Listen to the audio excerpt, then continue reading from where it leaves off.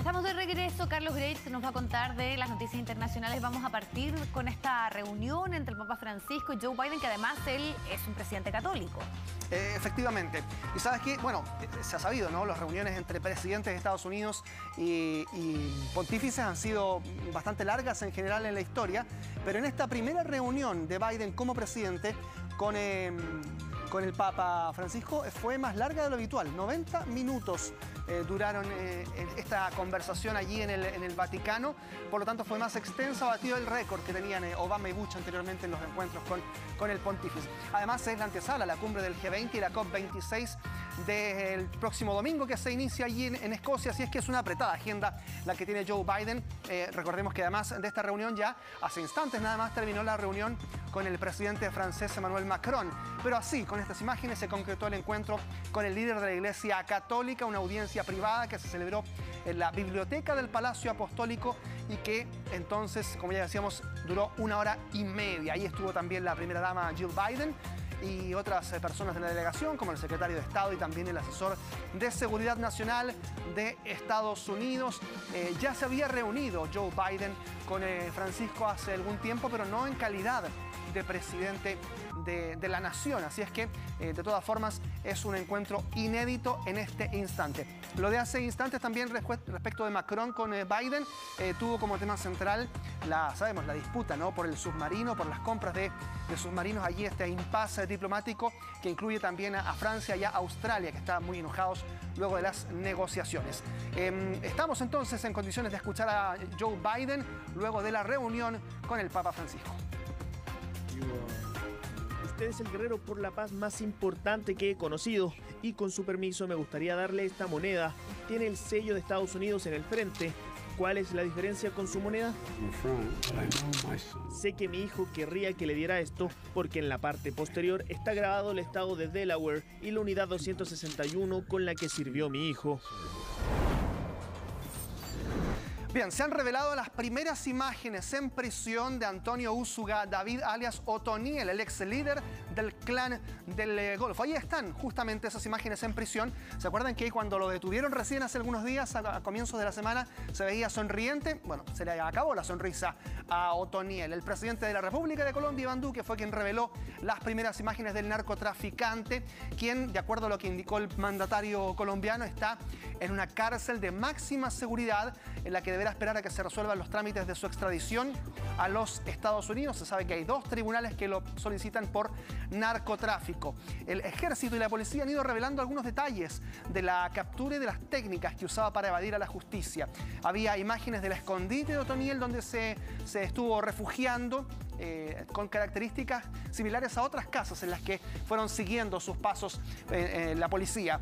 Por ejemplo, tenía una pieza, una habitación separada del resto de la casa, con 2 salidas para tener un escape bastante rápido. Una cama de madera con un colchón ortopédico, y entonces así fue que fue encontrado durante principios de la semana pasada, quien fue comparado por el propio Iván Duque como la detención más importante contra el narcotráfico después de, a quien ustedes veían recién en pantalla, Pablo Escobar Gaviria. Se está esperando que se agilice el proceso de extradición a Estados Unidos, se espera que dure 1 semana y además, en las últimas horas, hubo una suerte de efecto dominó, porque comenzaron a entregarse y fueron detenidos otros integrantes, incluso cabecillas del Clan del Golfo, entre otros 7 ex integrantes de esta organización que se sometieron a las autoridades y que están siendo llamados a entregarse, muchos de ellos también, aquellos que todavía permanecen en la clandestinidad, incluso con beneficios, tanto carcelarios como económicos, a quienes entreguen información y que se entreguen a la justicia.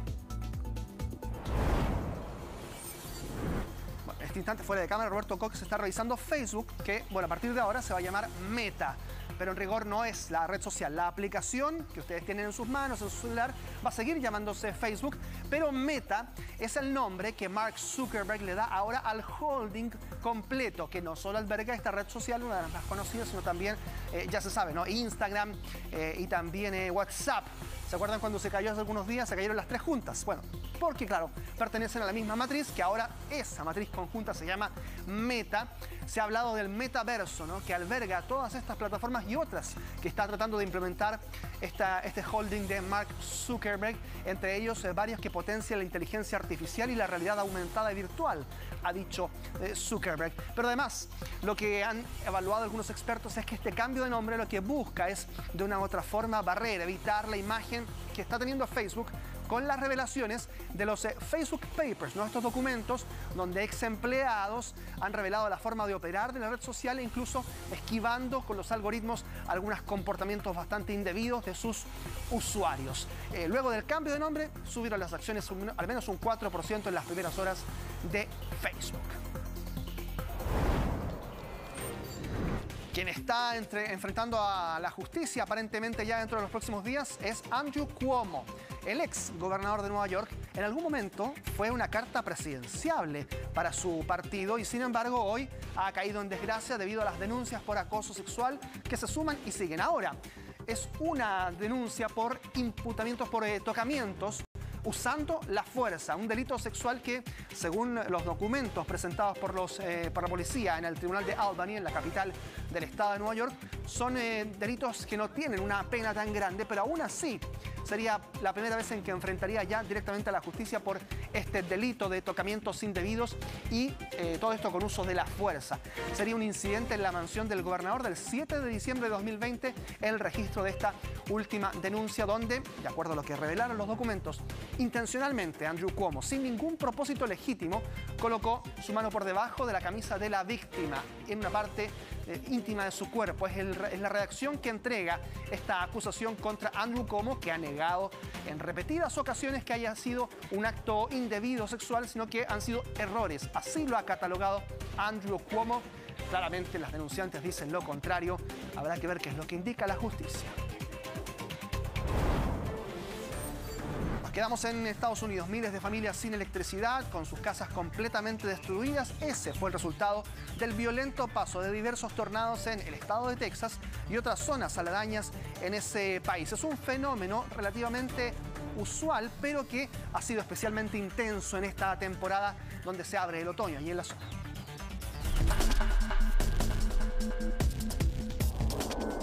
Es una de las imágenes más impresionantes de la fuerza con que este tornado ha pasado por Texas, Estados Unidos.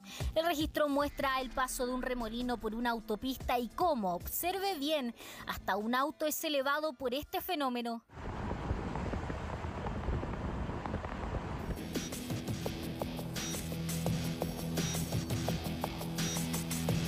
Destrucción que también alcanzó a los barrios. Esta imagen aérea muestra cómo las casas no resistieron ante la fuerza y velocidad de un tornado que también afectó a los vecinos del sector de Lake Charles, en Luisiana, y donde el fenómeno habría tocado tierra con vientos máximos de 209 kilómetros por hora, dejando al menos 2 personas heridas, decenas de casas dañadas y más de 7.500 hogares sin electricidad. Corrimos al baño muy rápido, fue realmente muy rápido. Fue muy sorprendente en realidad. Fue ver hacia afuera y decir, oh, aquí viene un tornado. El remolino atravesó la casa y botó algunas murallas. Sí, toda la parte de atrás de la casa se ha ido. Es terrible.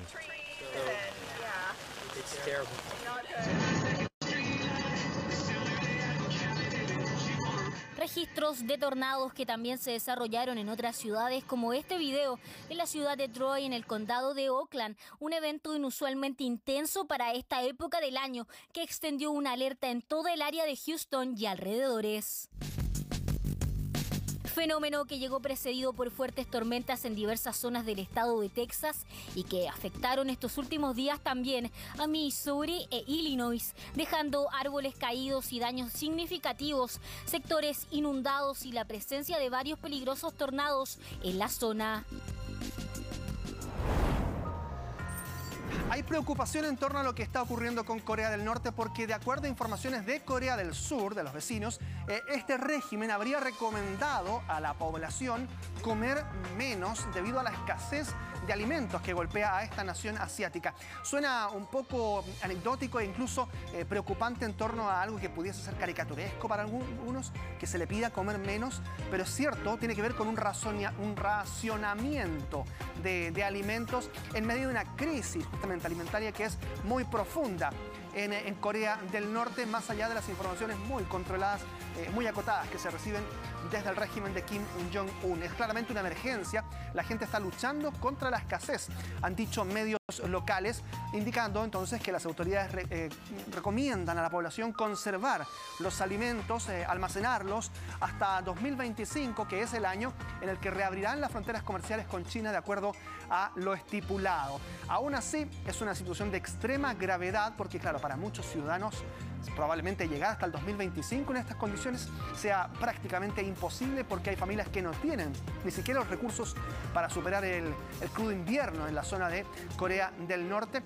Esto se suma, claro, a una pandemia donde había informaciones en algún momento que decía que Kim Jong-un prácticamente tenía todo controlado, que no había contagios, pero nada de eso se supo a ciencia cierta si tenía o no fundamentos y si es que efectivamente, dada la cercanía con China y con otros lugares también muy infectados, era prácticamente imposible que Corea del Norte superara esta pandemia sin ningún tipo de contagios. Esto se suma a entonces esta crisis alimentaria, de acuerdo a lo que incluso las Naciones Unidas han informado, y también a una imagen de un Kim Jong-un que ha lucido más delgado que en otras ocasiones.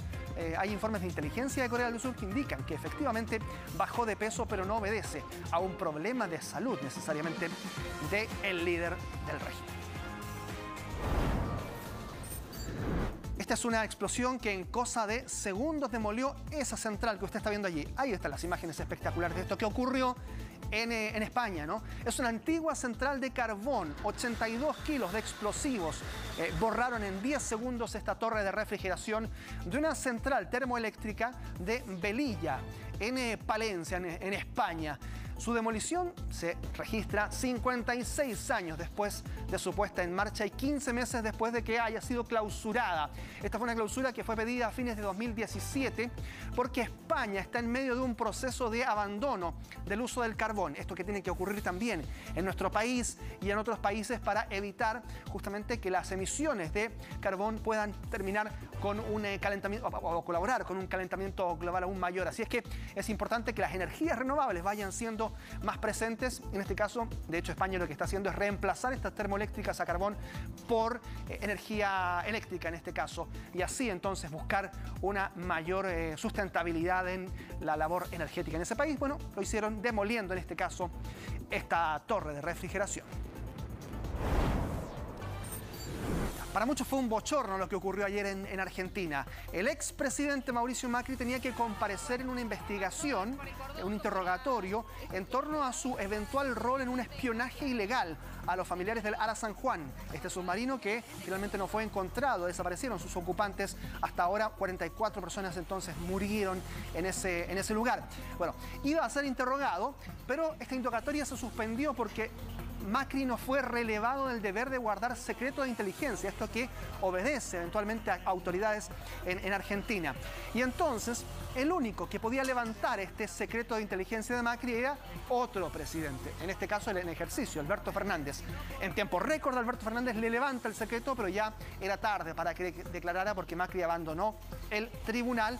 Así es que habrá que ver si es que se presenta nuevamente Mauricio Macri a declarar en Argentina. Ayer en paralelo hubo manifestaciones, ahí están, por parte de centrales de trabajadores y también protestando contra el propio Macri y el rol que jugó en la aprobación de este préstamo del Fondo Monetario Internacional, que ahora, claro, dicen ellos, tienen que pagar los propios trabajadores. Dicen estar en contra de esto, piden que haya justicia también en esos términos.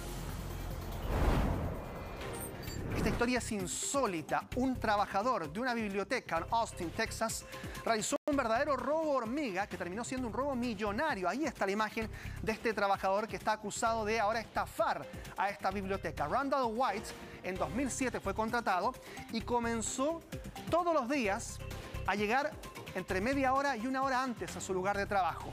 Todos decían, pero qué gran trabajador, ¿cómo llega antes? Lo que pasa es que llegaba antes que todos.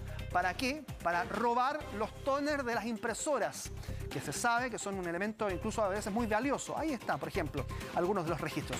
Comenzó a robar estos tóners uno por uno. Y después de muchos años, este hombre se despide de su trabajo, se renuncia. Incluso lo despiden porque era un muy buen trabajador. Hasta ahí, digamos. Lo que pasa es que después de eso se descubre, a través de las cámaras de seguridad y denuncias de trabajadores, que estaba robando tóners. Llevaron a la policía al garage, al estacionamiento de su casa, y ahí tenía $1.300.000 en tóners de impresoras, todos con búsqueda, con vistas a venderlos, ¿no? Y hacerse millonario con los tóners que durante 12 años fue recolectando desde la biblioteca ahí en Austin, Texas. Oye, muchísima plata. Mucha plata, se volvió millonario. Y los vendía. Pero el tema es que no lo pillaron en 12 años. Claro. O sea, de hecho, ni siquiera cuando estaba trabajando ahí lo pillaron. No. Fue después de que el... Claro, y los jefes decían, parece que están imprimiendo mucho, están gastando mucha tinta acá. Claro, no había un control tan exhaustivo probablemente de cuánto se imprimía o de cuántos tóners se gastaban. Pero fue además muy paciente, 12 años, fue uno por uno, un buen negocio. Día por día. Impresionante. A los que tenemos hijos generalmente nos puede pasar, ¿no? Que hay un día en que se amanezca de mal humor uno de nuestros hijos. Pasó en España, pero en presencia del rey Felipe, ¿no? Y de Leticia.